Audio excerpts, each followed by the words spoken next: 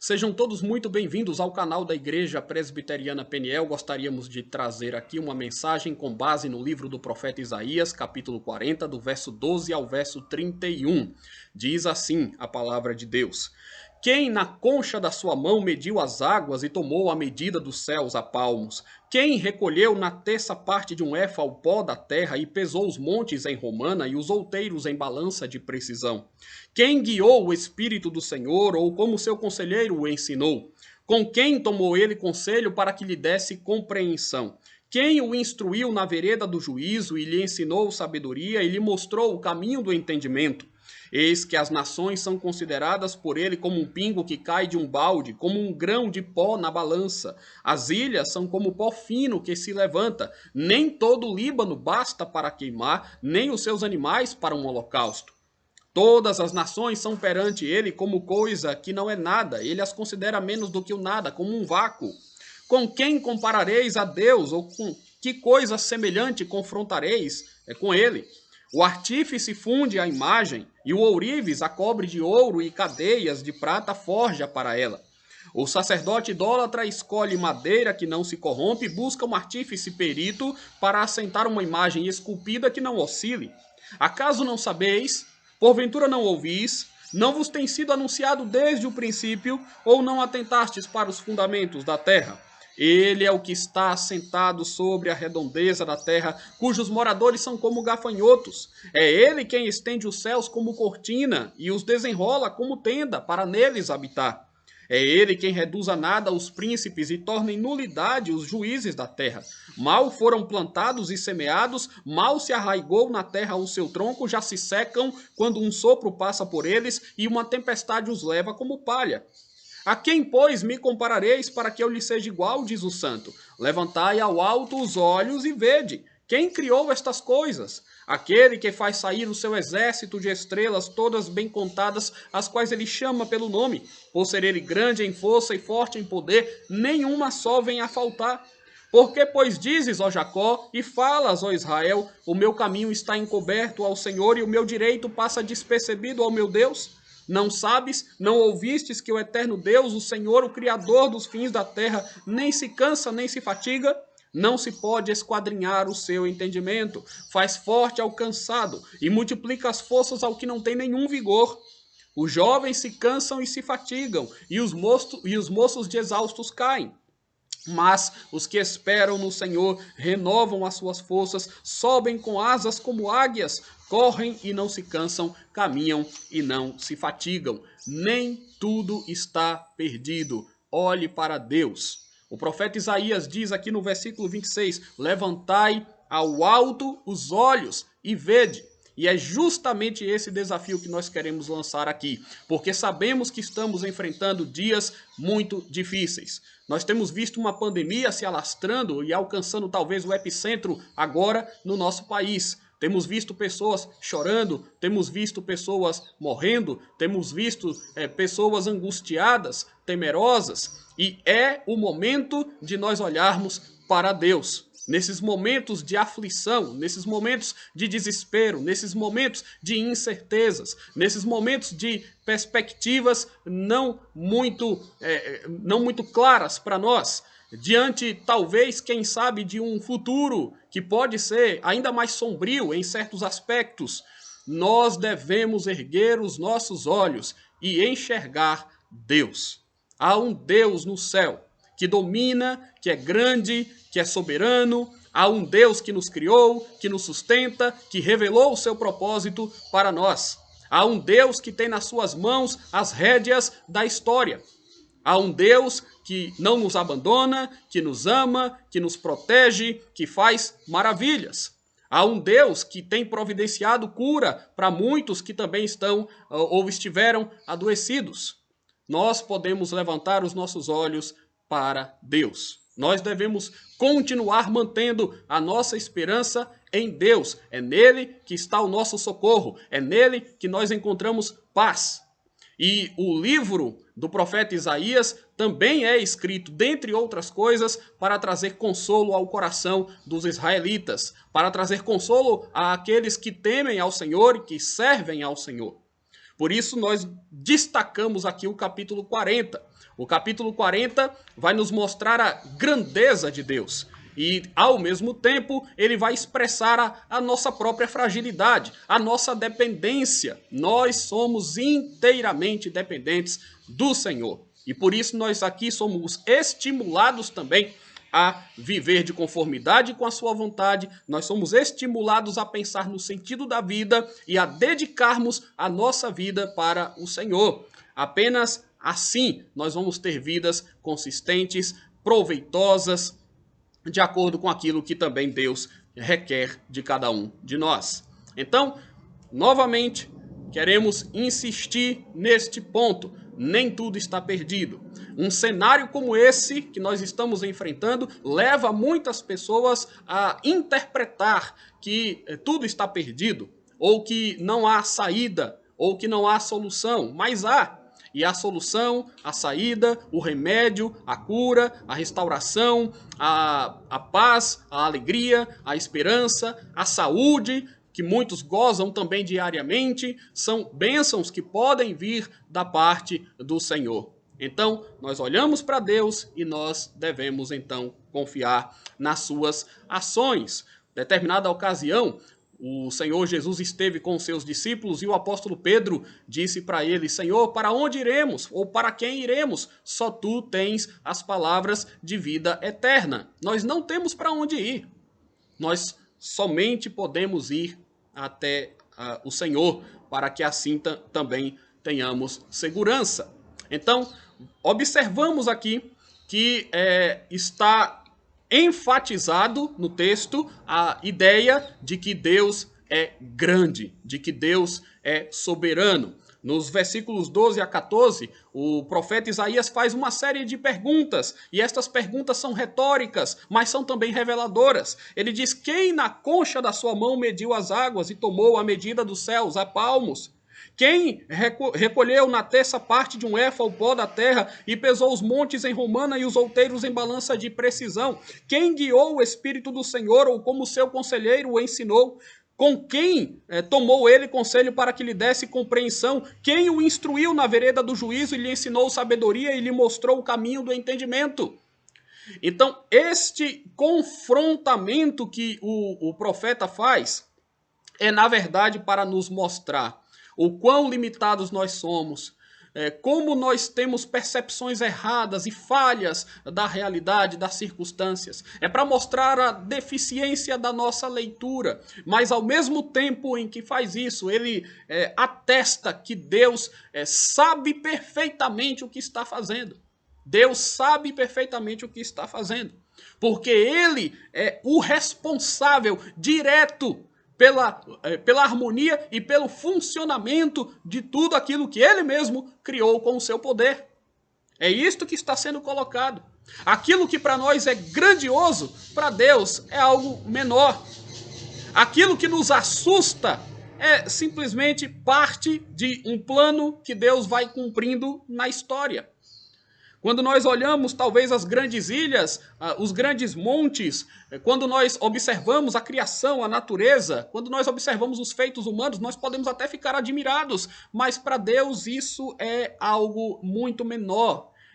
São coisas insignificantes na comparação que nós podemos fazer em relação aos nossos feitos ou às nossas capacidades e em relação ao que Deus efetivamente pode e faz no mundo. Claro, nós somos criaturas de Deus. Nós até podemos fazer coisas muito interessantes, mas só o podemos fazer justamente porque este Deus nos capacita, nos abençoa. Este Deus confere a nós graça para alcançarmos feitos ou produzirmos realizações. Portanto, nós temos aqui a evidência de que Deus é grande, de que Deus é sábio. Foi Ele quem mediu as águas, foi Ele que pôs limites às águas, foi Ele que criou o céu e a terra, o firmamento, e ninguém o aconselhou. Ele não tomou conselho com absolutamente ninguém. Foi o seu espírito, foi o seu querer, foi o beneplácito da sua vontade, foi o poder da sua palavra que trouxe tudo à existência. Por isso nós podemos confiar em Deus quando olhamos para Ele. Os homens podem estar perdidos, desiludidos, desanimados. Os homens podem estar, de alguma forma, um tanto quanto abatidos, mas o Senhor Deus renova também as nossas forças. Sabemos que estamos aí em uma conjuntura de desordens, não é? Ou estamos em uma conjuntura de lamentos, nós estamos em uma conjuntura de esgotamento mental, de ansiedades, de depressão. É um quadro realmente muito triste, alarmante, este que nós estamos enfrentando, ou que vemos sendo noticiado a cada dia.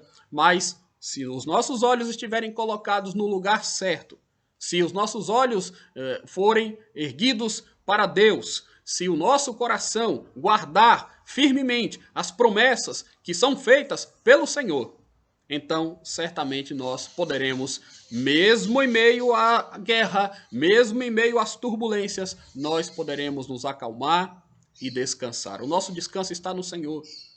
Está no Senhor. Deus é quem dá amparo para a nossa alma. Deus é quem pode estender a sua mão para nos alegrar novamente, para trazer o sorriso de volta ao nosso rosto. Embora tenha sido muito difícil, realmente, para nós sorrir durante estes dias. Mas Deus se faz presente.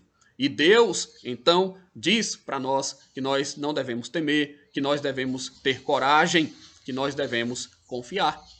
Então, porque Deus é grande, conforme nós encontramos aqui nas declarações de Isaías, nós também podemos adorá-lo com confiança, vamos falar a respeito disso, nós podemos crer no seu livramento, nós podemos saber que ele criou e sustenta todo o universo, tudo quanto acontece, nós podemos confiar que os homens de toda a terra estão nas suas mãos, a vida humana, afinal de contas, lhe pertence, e nós podemos receber da parte dele a força, o vigor e a esperança que nós tanto precisamos. Então, deixem-me começar aqui pelo ponto de número 1, que eu acabei de ressaltar. Porque Deus é grande, nós podemos adorá-lo com confiança. Observem aqui o que diz o verso 16. Nem todo o Líbano basta para queimar, nem os seus animais para um holocausto.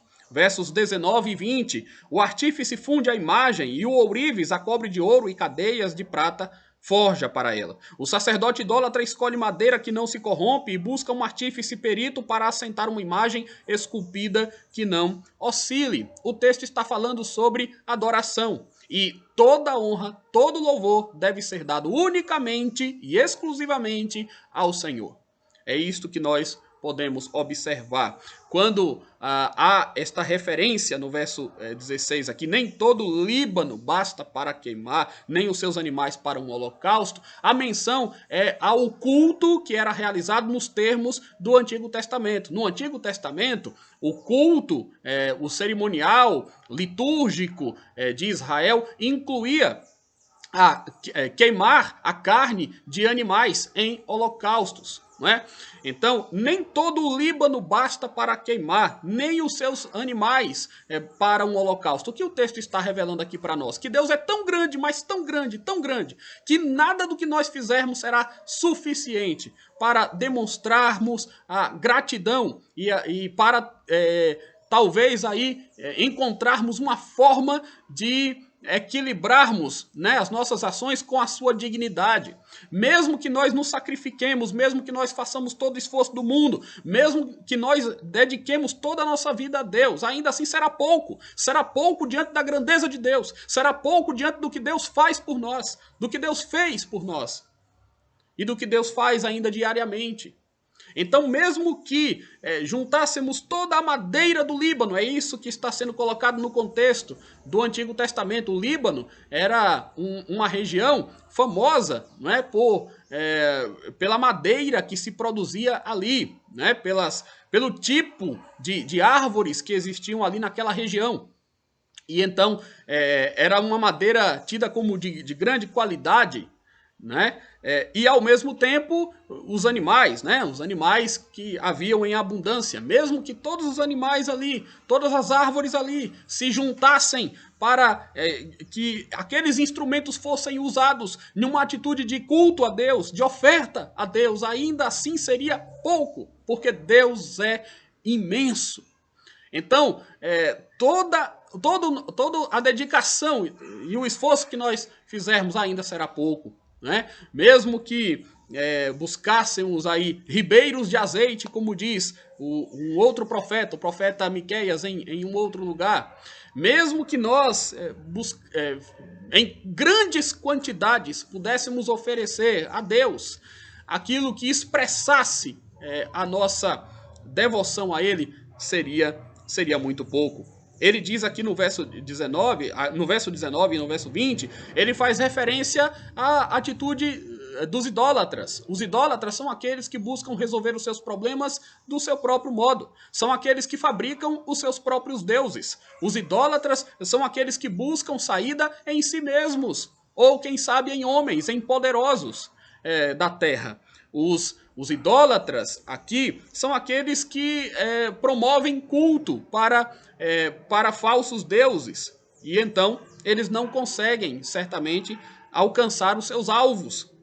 Eles estão se enganando, eles estão se iludindo, eles estão elaborando suas próprias imagens, fruto da sua imaginação falha, e então tentando buscar um socorro que não virá de outro lugar. O socorro vem do Senhor. O salmista, salmo de romagem, diz: eleva os meus olhos para os montes, de onde me virá o socorro? O meu socorro vem do Senhor, que fez os céus e a terra.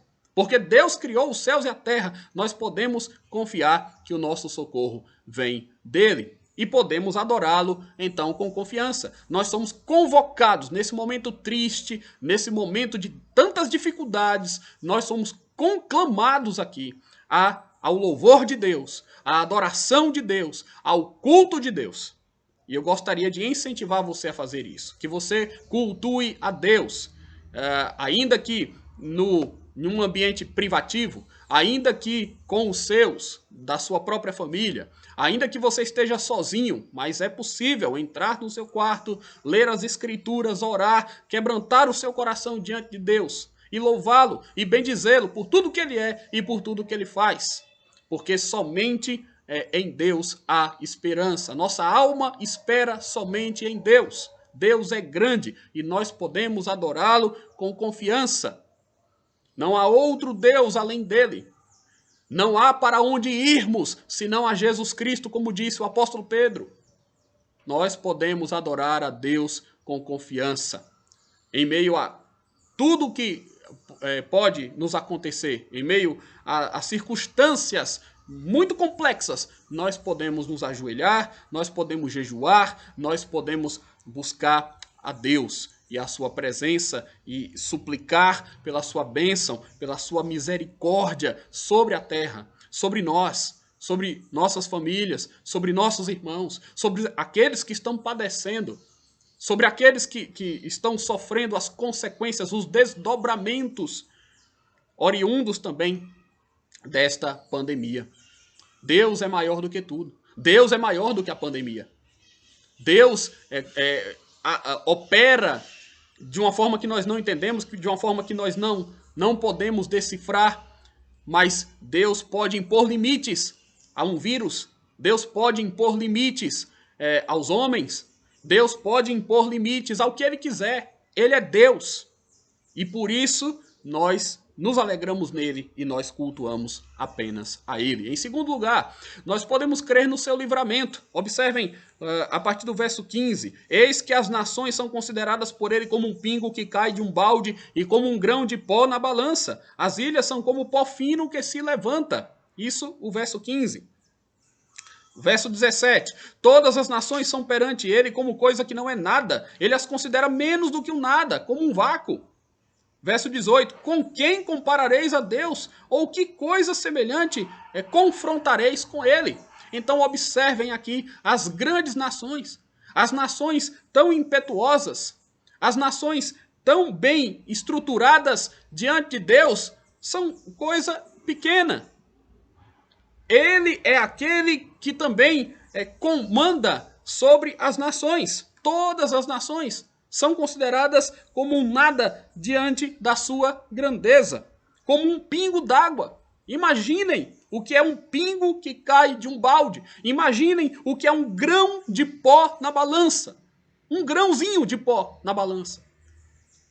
É esta a visão que o Todo-Poderoso tem do alto do seu trono, de onde ele domina sobre tudo e sobre todos. Esta é a sua visão de todas as nações.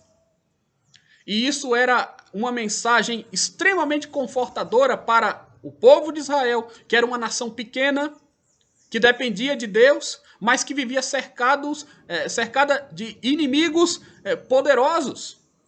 Os assírios, os babilônios, os egípcios, reis poderosos, Senaqueribe, Dario, Nabucodonosor e tantos outros, Faraó. E o povo de Deus era resguardado, era protegido, era livrado também pelo auxílio do Senhor. Por mais fortes que as nações sejam, por mais poderosos que os homens possam ser, por mais ameaçadoras que possam ser as circunstâncias, nós podemos também crer no livramento que vem de Deus. Nós podemos crer no seu livramento, orar por este livramento, porque a nossa força não se mede pelas armas, pelos instrumentos que nós podemos fabricar. A nossa força se mede pela presença de Deus em nossa vida, em nosso coração, nos dando suporte, nos fazendo perseverar nas aflições. A nossa batalha é justamente essa. A nossa batalha é também espiritual. Então, nós podemos olhar para Deus e entender que Deus é maior do que as nações. Deus é maior do que os homens da terra. Todos eles juntos, não são nada. Um pingo d'água, um grão de areia, as ilhas diante de Deus. Nada são por causa da sua grandeza. Então nós podemos crer no seu livramento. Ele livra os nossos olhos das lágrimas. Ele livra os nossos pés da queda. E só Ele pode fazer isso. Só Ele pode nos livrar da morte. Só Ele pode nos livrar, inclusive, da morte eterna. Da morte espiritual, na qual os homens estão escravizados, por vezes. Os homens estão, por vezes, ali servindo ao pecado, escravos do pecado. Deus pode nos libertar deste grande mal, desta grande enfermidade de natureza espiritual que o pecado é. Ele pode nos livrar da autoconfiança, Ele pode nos livrar da idolatria, Ele pode livrar a cada um de nós das nossas angústias. Então, Israel poderia ficar em paz, poderia descansar tranquilo, porque Deus estava agindo. E em meio às suas ações, Deus os resguardava. Deus também nos resguarda, meus irmãos. Ele continua ajudando a sua igreja. Ele continua preservando os seus. Então, por maiores que sejam os adversários ou as dificuldades, nós podemos crer no livramento de Deus. Em terceiro lugar, nós podemos crer que Ele criou e sustenta o universo, como dissemos aqui. O universo só funciona harmonicamente, só há lógica e sentido nas leis que regem o universo, porque há um Senhor soberano. Versos 21 e 22, a princípio. Acaso não sabeis, porventura não ouvis? Não vos tem sido anunciado desde o princípio, ou não atentastes para os fundamentos da terra? Ele é o que está sentado sobre a redondeza da terra, cujos moradores são como gafanhotos. É ele quem estende os céus como cortina e os desenrola como tenda para neles habitar. Então observem aqui O Senhor lançou os fundamentos da terra. Então, não há ninguém mais poderoso, sábio do que Ele. Ele lançou os fundamentos. Ele está assentado sobre a redondeza da terra. Ele tem o globo da terra, do planeta, na sua mão. Ele comanda os astros no céu e cada movimento que estes astros fazem. Ele chamou tudo à existência. Não há nada que aconteça por acaso. Não há nada que o surpreenda. Não há nada que seja desprovido de um propósito maior e absoluto estabelecido por Deus. Exatamente por causa disso, nós podemos também continuar confiando. As profecias se cumprem porque há um Deus que trouxe a palavra profética e que faz com que esta palavra se confirme. Isto é uma comprovação de que Deus tem todo o domínio nas suas mãos. Vejam como é que os moradores da terra são considerados. Como é que nós estamos em um comparativo com Deus? Somos como gafanhotos. O Senhor estabeleceu o firmamento. O Senhor criou o céu. Então, isto está sendo colocado aqui de um modo muito eloquente. Do verso 25 ao verso 26, temos então os versículos a que fizemos menção também inicialmente na introdução deste sermão. A quem, pois, me comparareis, para que eu lhe seja igual? Diz o santo. Levantai ao alto os olhos e vede quem criou estas coisas. Aquele que faz sair o seu exército de estrelas, todas bem contadas, as quais ele chama pelo nome, por ser ele grande em força e forte em poder, nenhuma só vem a faltar. Interessante porque os astros, o sol, as estrelas, também eram, na antiguidade, adorados por muitos povos como deuses. Só que há um Deus, na verdade, um único Deus, na verdade, que inclusive criou estas coisas e que transcende a sua criação. Se nós nos encantamos com o brilho das estrelas, se nós não conseguimos encarar o sol por causa do fulgor do seu brilho, imaginem o que é o brilho da glória daquele que criou o sol, que criou as estrelas e que conhece cada uma delas pelo nome. As milhares, as milhões de estrelas que existem, todas elas sob o comando de Deus. Nós nem conseguimos contar as estrelas nos céus. Deus sabe exatamente o número delas. Nós não sabemos quantos fios de cabelo temos na nossa cabeça. Jesus ensinou isso. Mas Deus sabe perfeitamente quantos fios de cabelo existem na nossa cabeça. Não cai uma folha de uma árvore sem a permissão de Deus.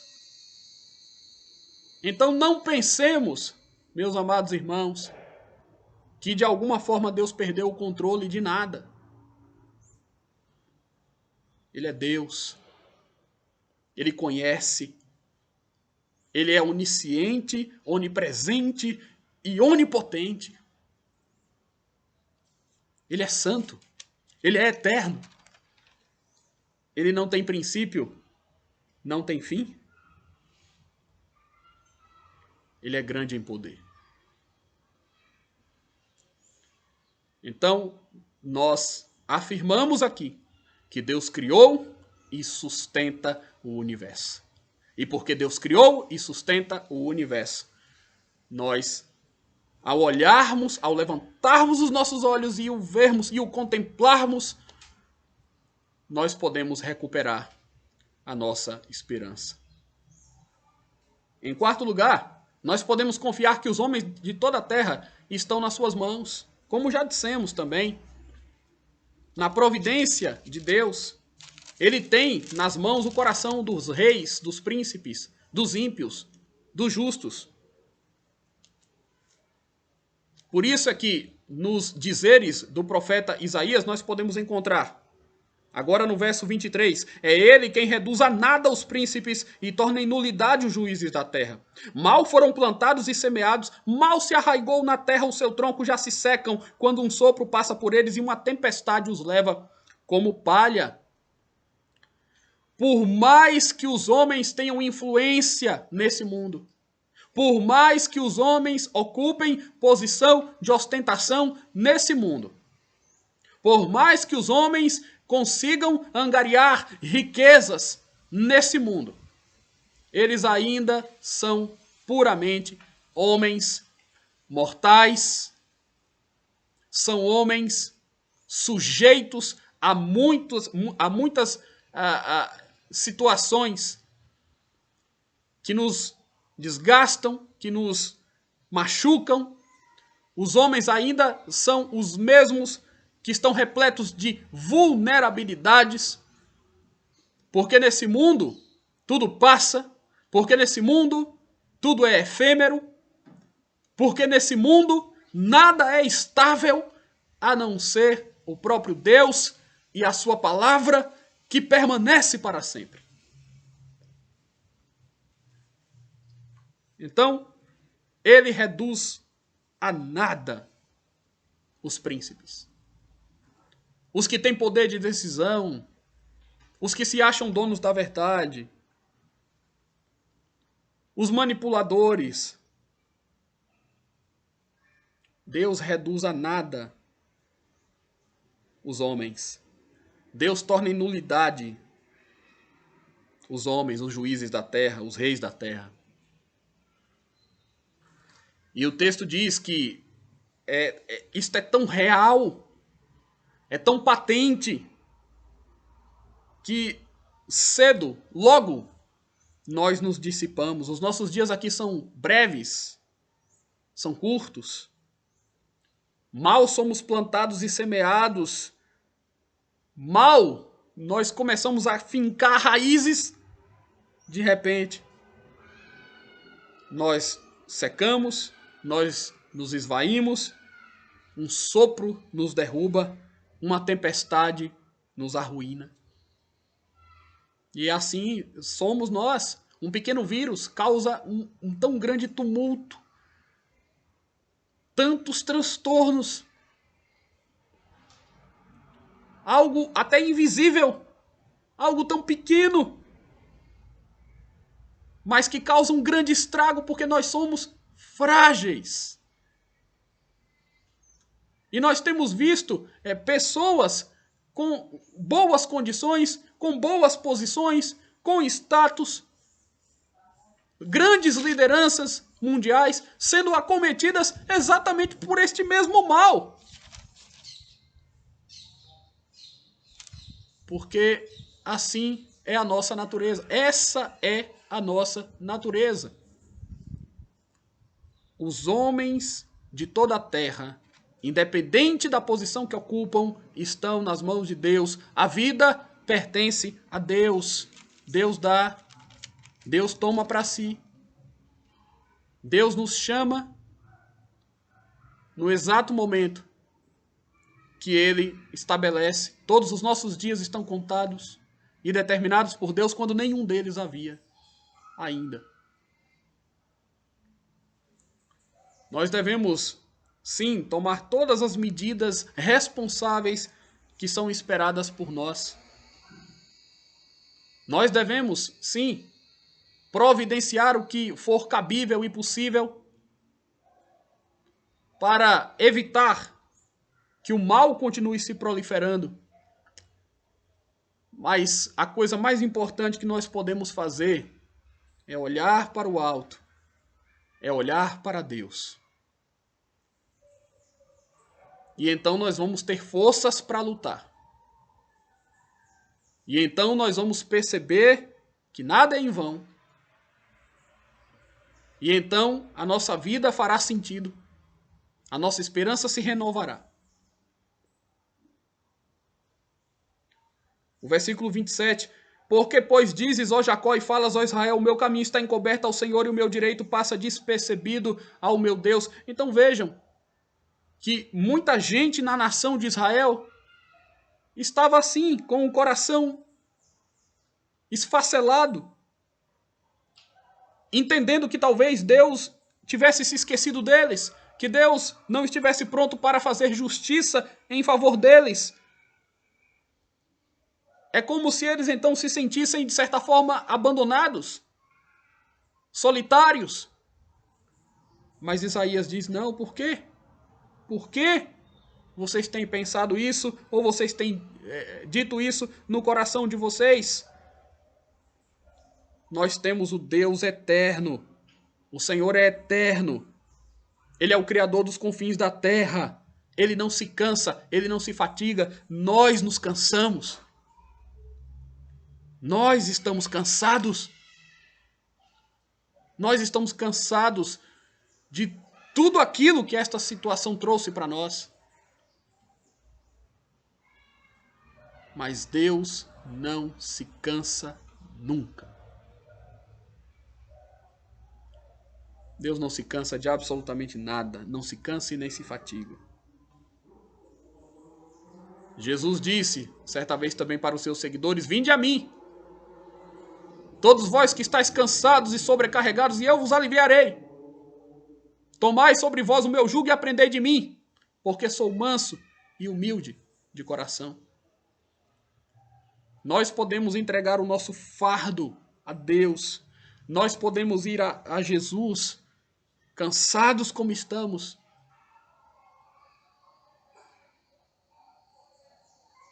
De alguma forma, quebrantados como estamos, podemos ir até o Senhor e encontrarmos abrigo nele.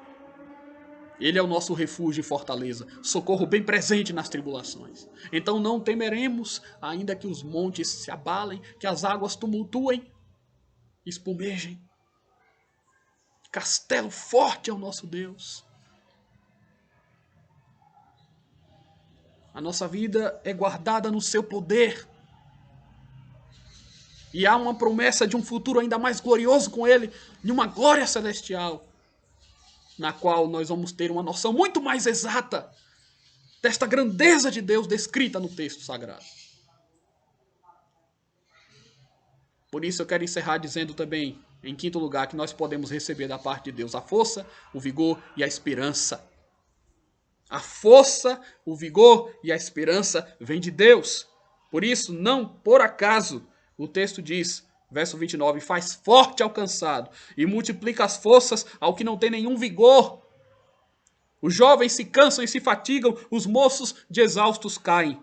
Mas os que esperam no Senhor renovam as suas forças. Sobem com asas como águias, correm e não se cansam, caminham e não se fatigam. A nossa força não está propriamente na nossa juventude, na nossa disposição em fazer algo. A nossa força vem de Deus. Deus faz forte ao cansado. Deus multiplica as forças a quem não tem nenhum vigor. Você talvez já tenha passado por um momento em que você precisou buscar força e você diz assim, eu nem sei de onde veio tanta força para resistir. Nós sabemos de onde vem a nossa força. A nossa força vem de Deus. Ele faz forte ao cansado. Ele ergue do pó o desvalido, do monturo necessitado. Ele pode fazer milagres. Ele pode reverter processos.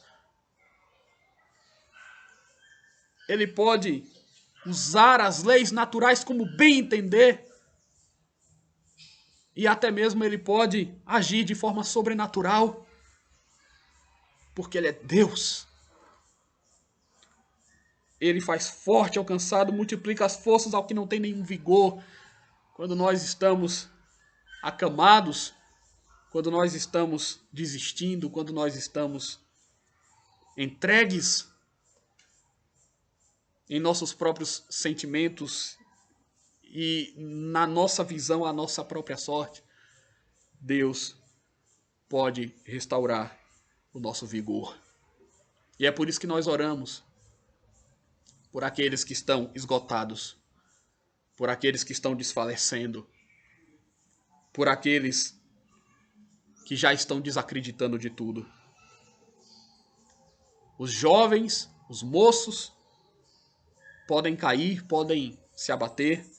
Aliás, infelizmente, nós temos visto que nesta pandemia, pessoas mais jovens também têm muitas vezes sido contaminadas pelo vírus e têm sucumbido e têm enfraquecido e têm procurado os leitos de hospital. Os moços de exaustos caem, os jovens se cansam também. O nosso poder vem de Deus. E Paulo diz que o poder se aperfeiçoa na fraqueza. Nós podemos confiar que nada nos separa do amor de Deus que está em Cristo Jesus, o nosso Senhor. Os que esperam no Senhor renovam as suas forças. Sobem com asas como águias. A águia, que é aquele animal que voa alto, que é aquele animal que se impõe, que é aquele animal vistoso, belo, imponente, vigoroso. Os que esperam no Senhor são como águias.